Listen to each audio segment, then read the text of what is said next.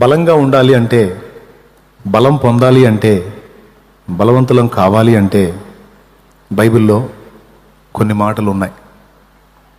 దేవుని వాక్యం మన ఆత్మకు బలమైన ఆహారం. దేవుని యందు ఆనందించటం కూడా మన బల రహస్యములో ఒకటి. దేవుని యందు ఆనందించటం, దేవుని వాక్యమునందు ఆనందించటం, ఈ రెండు కూడా మనకు బలం కలిగించేవే. నెహెమ్యా గ్రంథంలో ఆయన అంటాడు, యెహోవా యందు ఆనందించుట వలన మీరు బలమొందుదురు అని. గతంలో ఒకసారి చూపించాను, మరి మీకు ఇంట్రెస్ట్ ఉంటే చూసుకోండి మీరే, నేను చెప్పను. దేవుని యందు ఆనందించుట వలన మీకు బలం కలుగుతుంది అన్నారు. రెండవది, దేవుని వాక్యము బలమైన ఆహారము, బలమైన ఆయుధం. ఈ రెండిటితో పాటు ఆత్మకు బలమే కాదు, మన శరీరానికి కూడా బలం చూసుకోవాలి. ప్రియులారా, దేవుని కొరకు బ్రతకాలి, దేవుని చిత్తం చేయాలి అని ఎంతమందికి ఆశ ఉంది? అందరి హృదయాల్లో ఆశ అదే. మిగిలిన వాళ్ళ సంగతి నాకు తెలియదు, కానీ దేవుని కృపను బట్టి నన్ను వెంబడించేటువంటి బిడ్డలు, ప్రత్యక్షంగా పరోక్షంగా వెంబడించే బిడ్డలు ఆత్మయందు తీవ్రత గలవారే. వాళ్ళందరి హృదయాల్లో ఎక్కువ ఆశ దేవుని కొరకు బ్రతకాలి, దేవుని సంతోషాన్ని వెతకాలి, దేవుని చిత్తం చేయాలి, నశించిపోతున్న ఆత్మలను రక్షించాలి, దానికోసం మనం ఏమైపోయినా పర్వాలేదు అనే అంకిత భావంతో ఉన్న బిడ్డలు నాకు ఎక్కువ మంది ఇవ్వబడ్డారు. ప్రభువుకి స్తోత్రం కలుగును గాక. హల్లెలూయా. దేవుణ్ణి మన అవసరాలకి ఒక ATM లాగా వాడుకుందాం అనుకునేవాళ్ళు కాదు. స్టార్టింగ్లో ఒకవేళ అలాగొచ్చినా దేవుని దగ్గర నుండి సహాయం పొందుకున్న తర్వాత, దేవుని ద్వారా నెమ్మది పొందిన తరువాత వారి మనసు ఎలా మారిందో తెలుసా? దేవుణ్ణి నేను ఇంకా ఎలా వినియోగించుకోగలను అని కాదు, దేవా నేను నీ కొరకు ఏమి చేయమంటావు, నీ కొరకు ఎలా చెయ్యమంటావు, ఎలా బ్రతకమంటావు, నీ కొరకు నేను ఎలా వాడబడగలుగుతానయ్యా అని అడిగేటువంటి లోతైన భక్తిలోనికి బిడ్డలు నడిపించబడ్డారు. అది చాలా చాలా సంతోషాన్ని కలిగిస్తుంది. దేవుణ్ణి వాడుకోవటం తప్పు కాదు. మనకు ఆయన తప్పితే దిక్కు ఎవరున్నారు? మన ప్రతి అవసరానికి మనకు దిక్కు ఆయనే, మన సహాయం సమాధానం ఆయనే. దేవుణ్ణి మన అక్కర్ల కొరకు వాడుకోవటం తప్పు కాదు. దేవా సహాయం చేయమని ఆయన అడగటం, ఆయన మన కొరకు హెల్ప్ చేయటం అనేది, మనం ఆయన్ని మన అవసరతల్లో వినియోగించుకోవటం లేదా దేవుని సహాయం పొందుట కొరకు దేవుని వాడుకోవటం తప్పు కాదు. అయితే దేవుణ్ణి మన అవసరతల కొరకు వాడుకోవటమే కాదు, దేవుని పని కొరకు, దేవుని కొరకు మనం కూడా వాడబడాలి అన్న ఆశ మనకు ఉండాలి. అర్థమైందా? దేవుని కొరకు వాడబడినప్పుడు అసలు మన జన్మకే అర్థం లేదు. మనల్ని సృష్టించిన సృష్టికర్త చిత్తం తెలుసుకుని దాని ప్రకారం బ్రతకనప్పుడు, మనల్ని ఏ ఉద్దేశంతో నిర్మించాడో ఆ ఉద్దేశం మన ద్వారా నెరవేరినప్పుడు మన బ్రతుకులకే అర్థం లేదు. నేను ఒక ఫ్యాన్ని తయారు చేసుకున్నాను అంటే గాలి కోసం నేను నిర్మించుకున్నాను. నేను ఏ ఉద్దేశంతో ఆ ఫ్యాన్ చేశానో ఆ ఫ్యాన్ నాకు అలా చేయలేదనుకో, ఆ ఉద్దేశం అది నెరవేర్చలేదనుకో, దాన్ని తయారు చేసినందుకు నేను బాధపడతాను. ఈ పనికి మళ్ళీ దానికోసం టైం వేస్ట్ చేశాను, ఛా అని పక్కన పెట్టేస్తాను. ఈ మైకుని నా కోసం తయారు చేసుకున్నాను, మీరు వింటున్న స్పీకరు నా కోసం తయారు చేసుకున్నాను. నేను తయారు చేసుకున్న ఈ మైకు నాకు వాడబడలేదనుకో, ఏ ఉద్దేశంతో దీన్ని నేను నిర్మించానో, ఈ మైకుని ఆ స్పీకర్ని, అవి అలా వాడబడలేదనుకో, వాటిని సృష్టించినందుకు లేక నిర్మించినందుకు నేను నా టైం వేస్ట్ అయిందని బాధపడతాను. ఏ ఉద్దేశంతో అవి చేశాను, అవి ఆ ఉద్దేశంలో వాడబడ్డాయి అనుకో, వాటిని సృష్టించినందుకు నేను సంతోషపడతాను. ఈరోజు జంతువులు, పశుపక్షాదులు, నిర్జీవ వస్తువులు వాటి సృష్టి వెనుక ఉన్న ఉద్దేశాన్ని నెరవేరుస్తున్నాయేమో కానీ స్వతంత్రుడై, స్వేచ్ఛాపరుడై, జ్ఞానవంతుడై, దేవుని కంటే కొంచెము తక్కువ వాడుగా నిర్మించబడినటువంటి మానవుడు మాత్రం తన సృష్టికర్త తనను ఎందుకు నిర్మించాడో ఆ ఉద్దేశాన్ని పక్కన పెట్టి తన ఉద్దేశాలు నెరవేర్చుకోవడానికి బతుకుతున్నాడు. ఆఖరికి దేవునికి చేసే భక్తి వెనక కూడా తన ఉద్దేశాలు నెరవేర్చమనే భక్తి చేస్తున్నాడు. ఈ తరహా వాళ్ళు ప్రపంచంలో ఎక్కువ మంది ఉన్నారు. నేను చెప్పింది అర్థమైందా? ఆఖరికి దేవుని భక్తి చేసిన దేవుణ్ణి మనం ఎలాగో వాడుకోగలం? దేవుడు మనకి ఇవి చేయాలా, అవి చేయాలా, అవి చేస్తేనే దేవుడు, అందుకోసమే దేవుడు. అవి చేయనప్పుడు దేవుడు లేదు, ఏం లేదు అన్నట్లుగా ఈరోజు మనుషుల్లో ఎక్కువ మంది ఇలాంటి జీవితమే కలిగి ఉన్నారు. అంటే తమను దేవుడు ఎందుకు నిర్మించాడో వారు గుర్తించాలా? వారు తమ కొరకే తాము పుట్టినట్టు, తమ కొరకే తాము బ్రతకడానికి ఇష్టపడుతున్నారు. కానీ కొంతమంది ఉన్నారు, వారు తమ జన్మ వెనక దేవునికున్న ఉద్దేశం ఏంటి, సృష్టికర్త అసలు తనను ఎందుకు నిర్మించాడు, తన జీవితం అంతమైపోయే లోపు ఆ సృష్టికర్త యొక్క ఉద్దేశాన్ని ఎలా నెరవేర్చాలి, ఆయన చిత్తం, సంకల్పం ఎలా నెరవేర్చాలి అన్న ఆరాటంతో ఆయన్ని వెతికి, కనుగొని, సంప్రదించి, ఆయన ఆలోచనలను అనుసరించి జీవించి ప్రభు దగ్గరకు చేరారు. హోమియో తత్వవేత్త, హోమియో మందు కనుగొన్నటువంటి వ్యక్తి పేరు శామ్యూల్ హానిమన్. ఈ వ్యక్తి తన బాడీ మీద ప్రయోగం చేసుకుని దాదాపు 100 రకాల మందులు కనుగొన్నాడు. ఎదుటి వాళ్ళ మీద కాదు, తన బాడీ మీదనే ప్రయోగం చేసుకొని 100 రకాల మందులు కనుగొన్నాడు. తర్వాత ఆ సిద్ధాంతం బలం పొంది ఈరోజు ప్రపంచవ్యాప్తంగా హోమియో మెడిసిన్ అందుబాటులోకి వచ్చేసింది. శామ్యూల్ హానిమన్ సమాధి మీద ఏముంటుందో తెలుసా? నా జీవితం వ్యర్థం కాలేదు అని ఉంటుంది.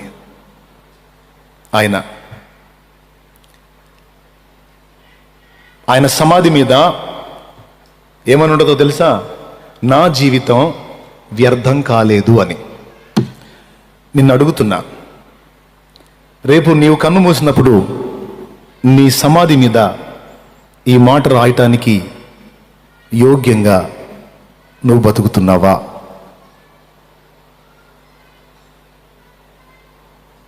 ఓ ప్రశ్న నువ్వు వేసుకో, నీ మనసుకు నీకు, నా మనసుకు నేను వేసుకుంటా. ప్రైజ్ లార్డ్, హల్లెలూయా.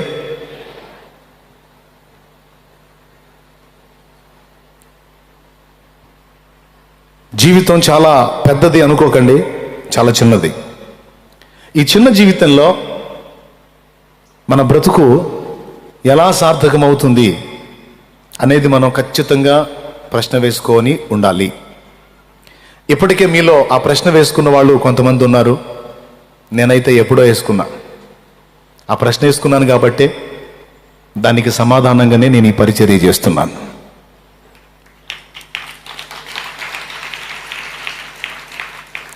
అందరిలాగా నేను కూడా ఆదివారం చర్చికి వెళ్ళి 6 రోజులు ఏదో లోక సంబంధమైనటువంటి జీవిత విధానంలో పైసలు సంపాదించుకుంటూ, హాయిగా భార్య బిడ్డల్ని బతికించుకుంటూ, ఏ ఇబ్బంది లేకుండా గుంపులో గ్లోరీ, నలుగురితో నతనీయులు అన్నట్టు బతికేయచ్చు. కానీ నిజంగా అందుకోసమే నన్ను దేవుడు చేశాడా? అందుకోసమే దేవుడు నన్ను నిర్మించాడా? లేకపోతే నా నుంచి ఇంకా దేవుడు ఏమైనా ఆశిస్తున్నాడా అని వెతుక్కున్నాను. దేవుడు నాకు బయలుపరిచిన దాన్ని బట్టి నేను నాకు ఇచ్చిన పరిధిలో ఈ పరిచర్య చేస్తున్నాను. మీలో కొంతమందికి వారి జన్మ వెనక దేవుని ఉద్దేశం ఏంటో తెలుసుకొని మీలో కొంతమంది అది నెరవేర్చడానికి కష్టపడుతున్నారు. అది కూడా తెలుసు నాకు. టోటల్గా ఒక మాటలో చెప్పాలంటే, మన కోసం మనం బతికింది బతుకు కాదు, మన సృష్టికర్త ఉద్దేశాన్ని నెరవేర్చిందే బతుకు. మన ఇష్టానుసారంగా మనం బ్రతికింది బ్రతుకు కాదు, మనల్ని నిర్మించినటువంటి ఆ సృష్టికర్త ఎవరైతే ఉన్నాడో ఆయన ఆశ తీర్చిందే అసలు సిసలైన బతుకు. అది తీర్చినప్పుడు పుట్టి చచ్చే చెదపురుకి మనకి పెద్ద తేడా ఉండదు. ఏది మళ్ళీ చెప్పండి, దేనికి దీనికి తేడా ఉండదు? పుట్టి కొద్ది రోజుల్లో చచ్చే చెదపురుగుకి మనకి తేడా ఉండదు. ఎందుకంటే వేమన అన్నాడు, పుట్టలోని చెదలు పుట్టవా గిట్టవా అని. మీలో చదువుకునే వాళ్ళు చాలామంది ఉన్నారు. ఈ లైవ్ ద్వారా వినేవాళ్ళలో కూడా చదువుకునే వాళ్ళు చాలామంది ఉన్నారు. మనం ఈ లోకంలో నుండి తీయబడక మునుపు, ఈ లోక యాత్ర ముగించక మునుపు నేను చెప్పిన విషయాన్ని గుర్తించుకొని రెడీ కావాలి. కొంతమందికి ప్రారంభంలో ఇది ఎక్కదు, యవన కాలంలో ఎక్కదు, మధ్య వయసులో ఎక్కదు, వృద్ధాప్యంలో అర్థమైద్ది. కానీ వృద్ధాప్యంలో అర్థమైన ఏం చేయగలం, ఏం చేయలేము అన్న నిరాశతో కృంగిపోయి ఆ వృద్ధాప్యం కూడా వ్యర్థంగానే గడుపుతారు. అందులో కూడా టైం వేస్టే. కానీ అరే రే టైం అంతా పోగొట్టుకున్నా, ఇక ఉన్నది కొంచెం, ఈ కొంచెమన్నా నేను దేవుళ్ళో వాడబడాలి, ఖర్చు కావాలన్న ఆలోచన చెయ్యరు. మరి అయ్యేం తెలివితేటలో, అదేం మైండో, అదేం జ్ఞానమో నాకు అర్థం కాదు. ఒక పక్క అన్నీ ఎరిగి ఉన్నారు, అన్నీ తెలుసు. ఒక ఆశ వాళ్ళ హృదయాల్లో నేను కొంతమందిలో చూడలా, కొంతమందిలో మాత్రం అది చూశా. ఆరాటం, భారం, అయ్యో టైం అయిపోయిందే, ఇంకా నాకున్నది కొంచెమే అని. ఆ కొంచెమన్నా నేను ఆయన్ని సంతోషపెట్టే విధంగా అడుగులు వేయాలన్న ఆలోచన చేయకుండా వ్యర్థంగా జీవితాన్ని ఖర్చు పెట్టి కన్ను మోస్తూ ఉంటారు. మీరు ఆ జాబితాలోకి వెళ్ళకూడదని నా బాధ. మీరందరూ చిన్నోళ్ళైనా పెద్దోళ్ళైనా యవనస్తులైనా వృద్ధులైనా మీకు ఇవ్వబడినటువంటి అద్భుతమైనటువంటి జీవితం మీ కొరకు, మీ ఇంటి వారి కొరకు మాత్రమే గాక దేవుని కొరకు, సమాజం కొరకు ఖర్చు పెట్టే విధంగా మనం తీర్మానం చేసుకొని ఉండాలి. మనందరి హృదయాల్లో ఈ ఆశ ఉండాలి.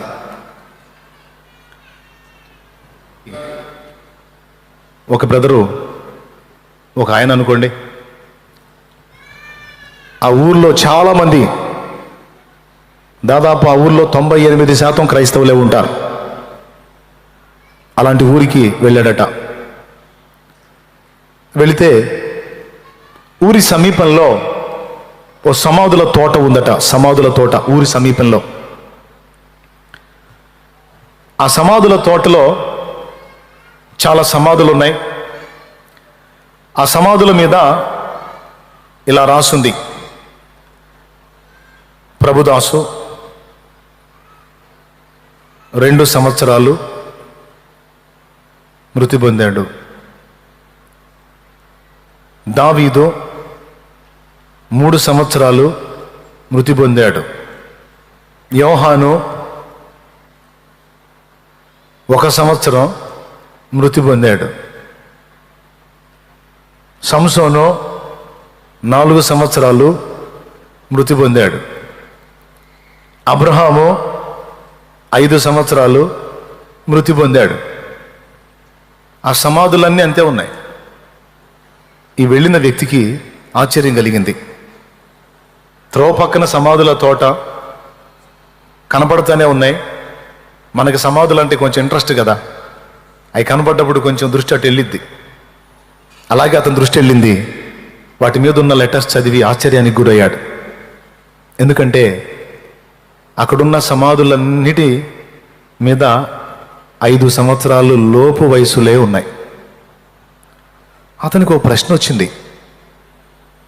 ఈ సమాధుల తోట నిండా ఇన్ని సమాధులు ఉన్నాయి, ఇన్ని సమాధుల మీద తక్కువ వయసులు ఉన్నాయంటే ఖచ్చితంగా ఇవన్నీ కూడా చిన్నపిల్లల సమాధులు. అసలు ఇంతమంది పిల్లలు ఎందుకు చనిపోయారు? వీళ్ళు యేసు ప్రభువుని నమ్ముకున్న వాళ్ళు. వీళ్ళందరూ నిజమైన దేవుణ్ణి తెలుసుకుని ఆయన యందు భయభక్తులు నిలిపిన వారు. మరి ఎందుకు ఈ ఊర్లో ఇంతమంది పిల్లలు చనిపోతే దేవుడు కాపాడలేదు అని బాధపడి ఊళ్ళోకి వెళ్ళాడు. ఊళ్ళోకి వెళ్ళి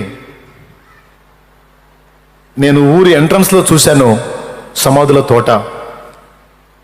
అయినా నాకు తెలియక అడుగుతాను, అంతమంది చిన్నపిల్లలు ఎందుకు చనిపోయారు, ఎప్పుడు చనిపోయారు అని అడిగాడు. చిన్నపిల్లల సమాధులు ఎక్కడ చూశారు మీరు అన్నారు. ఆ ఊర్లో మీ ఊరి ఎంట్రన్స్లో తోట, సమాధుల తోట ఉంది కదా, ఆ తోటలో అన్ని పిల్లల సమాధులే ఉన్నాయి కదా. దావీదు 3 సంవత్సరాలు, సంసోన్ 4 సంవత్సరాలు, యోహాను 2 సంవత్సరాలు, ఇట్లాగ ఉన్నాయి కదా. పేర్లు ఉన్నాయి, కింద వయసు ఉంది.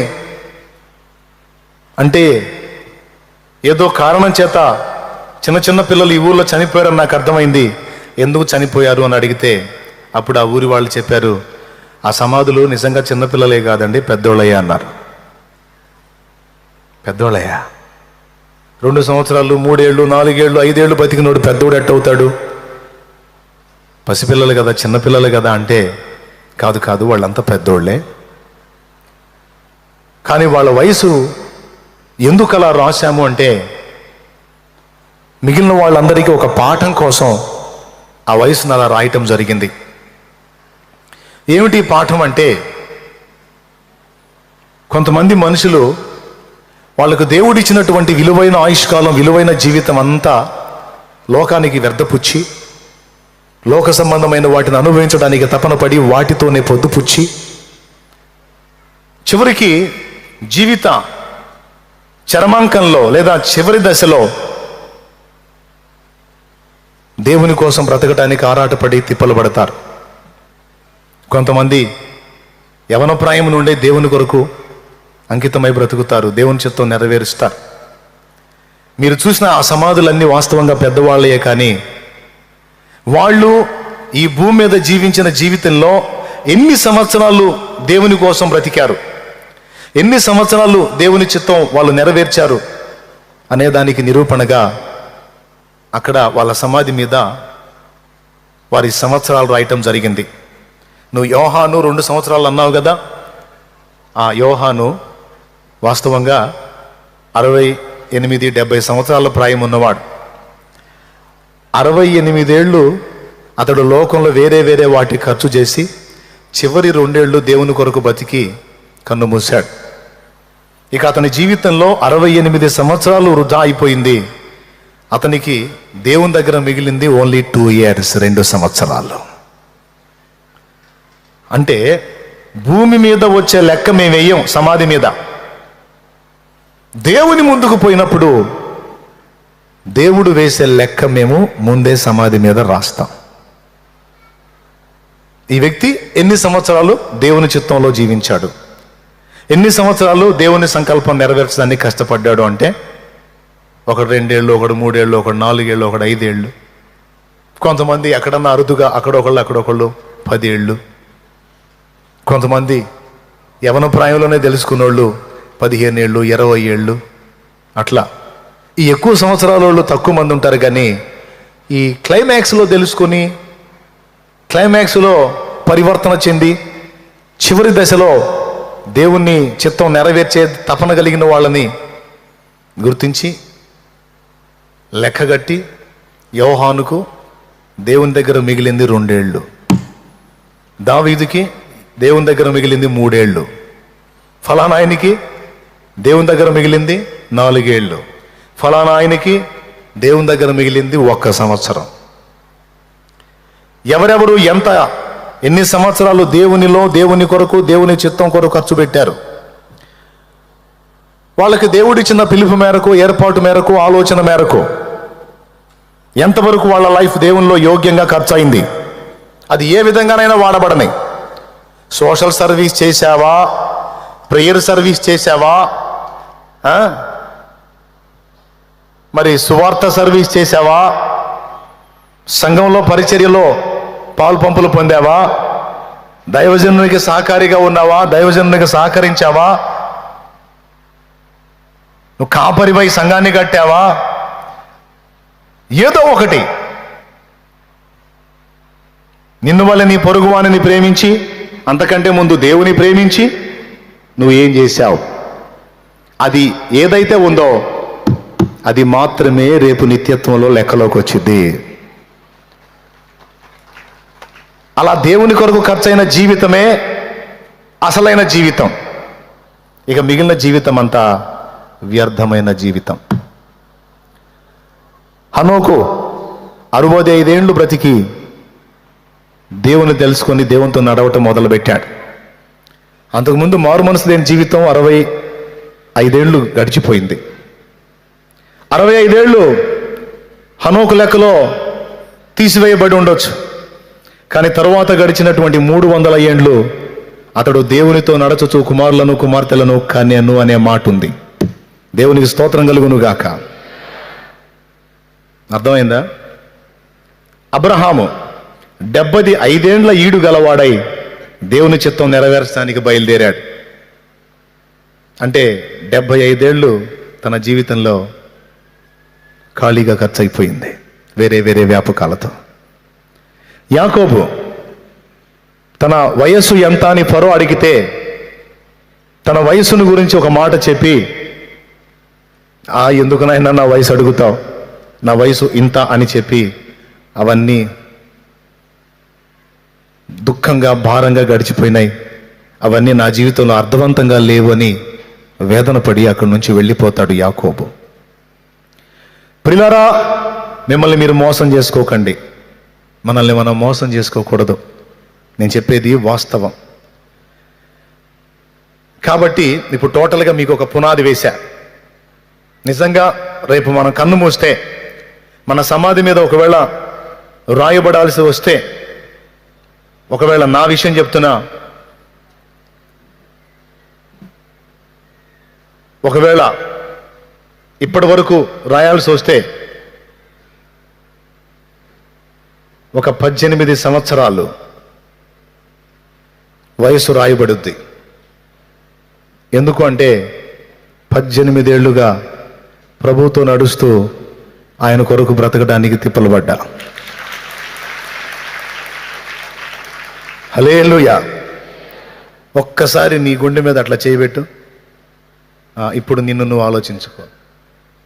ఒకవేళ నీ సమాధి మీద రాయాల్సి వస్తే ఎంత రాస్తారో నువ్వు ఆలోచించుకో. పెట్టి ఇక్కడ గుండె మీద చేయబెట్టు. గుండె ఎటు ఉంటుందో తెలీదా? ఇటు పెడతారు కొంతమంది, ఇటు. మగ పురుషులు జేబుకి వెళ్ళి పెట్టండి, చెయ్యి. ఆలోచించండి. ఒక్కసారి మీ మనస్సాక్షితో మీరు ఆలోచించండి. నీ కొరకు జీవించిన జీవితం లెక్కలోకి రాదు. దేవుని కొరకు, ఇతరుల కొరకు నీవు ఎన్ని రకాలుగా ప్రయాసపడ్డావో అది మాత్రమే లెక్కలోకి వచ్చింది.